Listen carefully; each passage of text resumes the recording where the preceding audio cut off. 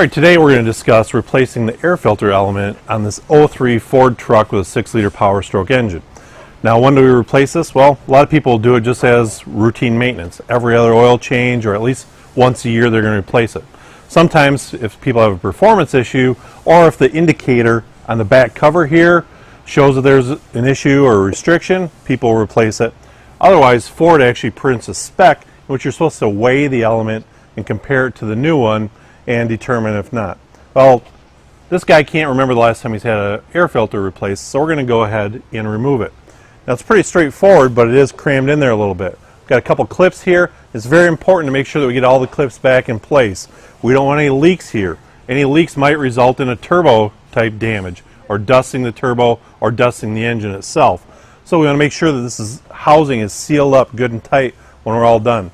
Let's go ahead and pop some of these clips off here and go ahead and replace our filter element. Alright, well, we could just pull the clips off here. As you'll notice, this housing is already missing a clip. So we're going to replace this and make sure it's sealed off properly. But we've disconnected the mass airflow sensor, disconnected this from the turbo inlet, and pulled the oil dipstick out and pulled off the hose off the Dagus bottle and remove the whole housing. Just makes it a little bit easier to access. And now we can pop these clips off and separate the housing here in order to install our new filter element.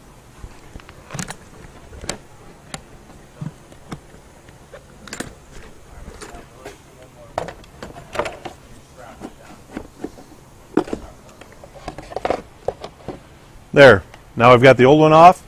I'm going to take my new one and reverse the removal process, get it installed. We're going to install the new clips in here and then reinstall it back into the truck, make sure it's all sealed up good and proper, prevent any other damage to that turbo or the internals of the engine. Alright, well, now we've got everything back together, so hopefully you can understand a little bit of our way of replacing this air filter assembly here. A couple things to keep in mind: make sure all the clips are in place. This thing's got to be really good and tightly sealed to protect the engine. Second, make sure the arrows are pointing in the right direction there. It's really that easy. Now you understand how to replace the air filter element on a 6-liter Powerstroke diesel truck.